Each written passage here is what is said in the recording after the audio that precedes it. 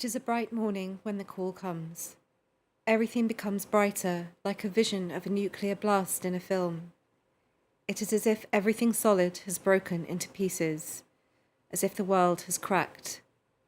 It is a shivering, an unshakable sickness. It feels like concrete in the stomach, shattered and stark as ice on deep water struck with a blade.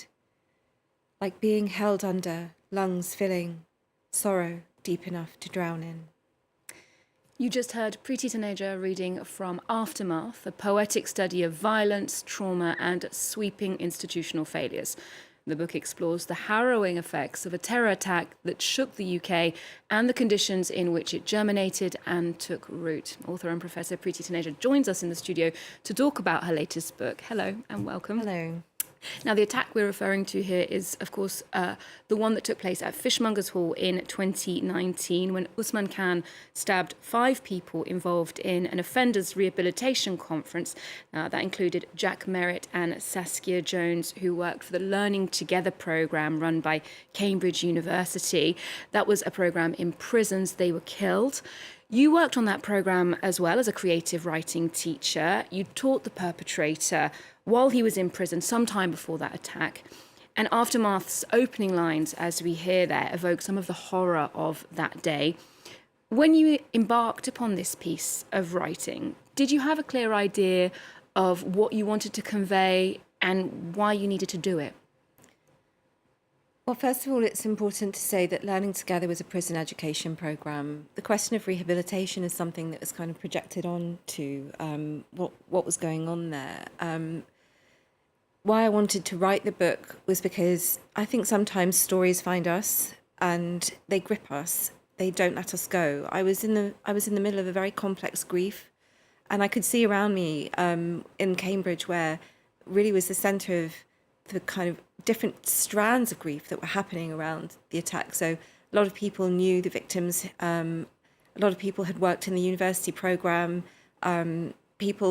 The young people who died had worked in the pubs and in the local area and studied there. And everyone was dealing with a very individual sense of grief, but there was also a collectivity to it. And then, of course, the world's media descended on Cambridge at the time. And I'm, as a writer, always compelled to start trying to work things out through putting words on paper. And I began to do that, and slowly it started to build through the process of grieving to trying to understand how this had come about, and not just on the day, and not just from the point of view of one isolated incident, but how structures of racism and carceral control had led up to the point at which Usman Khan made the decisions that he did, which was so devastating for so many.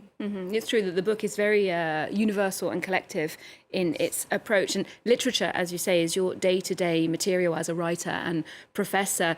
You do cite many authors in Aftermath who've grappled with some virtually unnameable feelings, traumatic incidents, people like Ocean Vuong, Audre Lorde, Don DeLillo. How much have words, textual accounts, books helped you in the period since that attack? I love this question because it really allows me to talk about something really important to me, which is the feminist practice of citation. I don't think any kind of literature or any kind of writer is made in a void. I think we are what we read.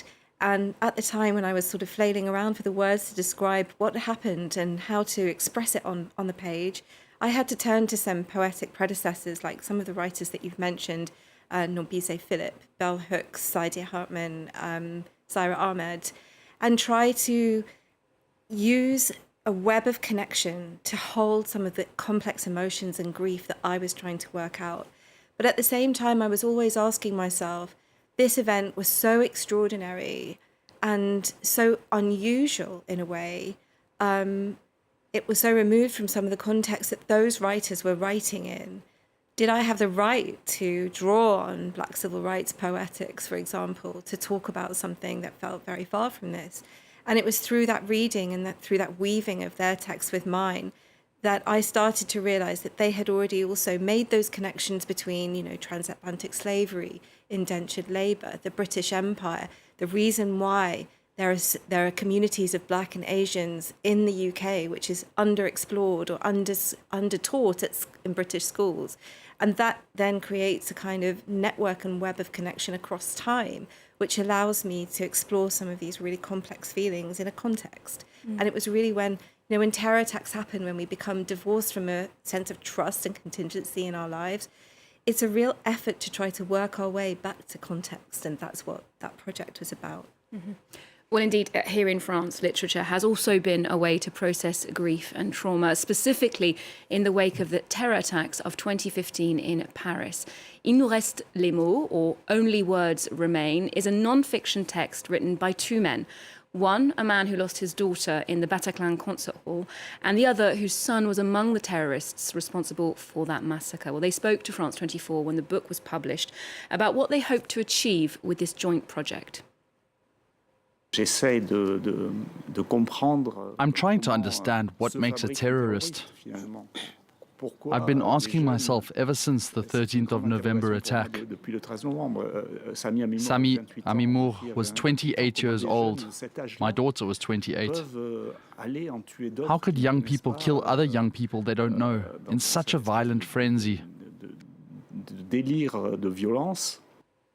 Now, Georges Céline goes on to say they wrote the book to try and counter the religious, social tensions that attack engendered, pointing out that those crimes may have been committed by a Muslim, but they have nothing to do with Islam. Do you think these sort of individual attempts at reconciliation through cultural objects like books, a play, a film, can have an effect on society? When we have a state system and an education system and a policing system that is so determined to divide people, what do we do as citizens to counterbalance? All we have is the sense of community that we can make. So when two people who have been through so much come together, like a perpetrator's family member and the family member of a victim, to write something together and put it out in the world, that's a really powerful statement. I think the state's terrified of that kind of conversation, actually. It's a powerful act. Aftermath, as you mentioned, is not simply about a terror attack. It's about the context in which it happened. In this case, someone who'd been in a high security facility who seemed to slip through the cracks of an unfit criminal justice system shortly after his release. What do you think are the issues that have allowed this to happen? What's this down to? First of all, I think it really comes down to avoiding our education system, which doesn't teach transatlantic slavery or the real history or the full history of empire in British schools. And, there's a very powerful structural immigration curation system that has been in place for a very long time in the UK, in which people are stratified into levels of society as well. So 2015 statistics, which I quote in the book as well, that say that 50% of Muslims in Britain live below the poverty line, disproportionate number to the rest of the population. And I think that's shocking. So then you have a system which doesn't really give young people the confidence and context of their actual origin stories. And that disenfranchises not just Black and ethnic minority children, but white children as well, because they have no reason of knowing why their neighbours look the way they are, why they've come to be in this country, how come their parents speak different languages, what do they do when they go into society. Black men and Asian young men are more likely to be school excluded. They're more likely then to be stopped and searched by police. They're more likely then to be harsher sentenced into the criminal justice system. And this is what we call the school to prison pipeline. And, when you get into the prison system, which is extremely harsh and underfunded, it's a very violent place, how can you expect people to come out and then feel rehabilitated? What is the expectation on the individual there? Mm-hmm. Now, taking a look back at your literary career, your previous book, a novel entitled We That Are Young, a family saga set in Delhi. It's rooted in the social landscape and politics of contemporary India. It's also a reworking of Shakespeare's King Lear with those themes of greed, duty, authority. The work of William Shakespeare also comes up in Aftermath as an established part of the canon, as we call it. Do you think it's time for a shift away from these Eurocentric writers? Are we ready for new literary touchstones? When I reference texts from South Asia, they're not new to me. They're texts that are older than, my first memory. the Mahabharata, the Ramayana, and the Bhagavad Gita, the laws of Manu, all of the kind of interweaving of Indian texts that are in my first book, alongside the Shakespeare and with the Shakespeare, again, making this argument about equality in literary life and equality in cultural life, and having a kind of respect for a multiplicity of voices, because I'm not just one thing. I'm not, just British. I'm not just Indian origin. I'm a mixture of both those things, and I'm very proud of that multiple identity. And I think the more that we can make space for that multiplicity in our cultural life, the easier some of these conversations will get, the more we can celebrate that. Mm-hmm. Okay, well, finally, we asked you for a cultural tip and something that you've enjoyed recently. You pointed us in the direction of the Baltic Centre for Contemporary Art in the northeast of the UK. One artist caught your eye there, Hugh Locke. Tell us what it was you enjoyed about his work. Okay, so this exhibition is taking place at the Baltic Centre, as you mentioned, in Newcastle, which is where I live, my home city. And it's called The Procession. It's an absolutely phenomenal, epic, majestic set of sculptures of people.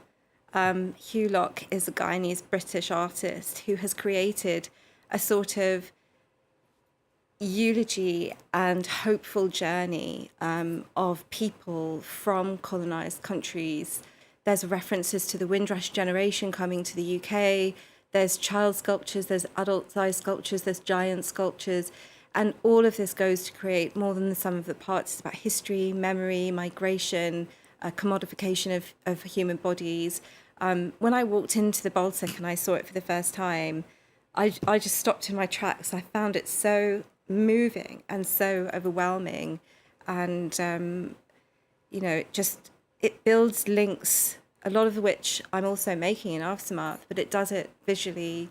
And it really says, we have to be extremely careful about how we think about our histories in much more nuanced ways. It sounds extremely rich, definitely one to check out. Thank you very much for the tip, Preti. We'll leave you with a glimpse of that installation, The Procession, which is currently showing at the Baltic Centre for Contemporary Arts. Remember that you can get books, art and more on our website and our social media feeds. Otherwise, do stay with us for more news coming up here on France 24.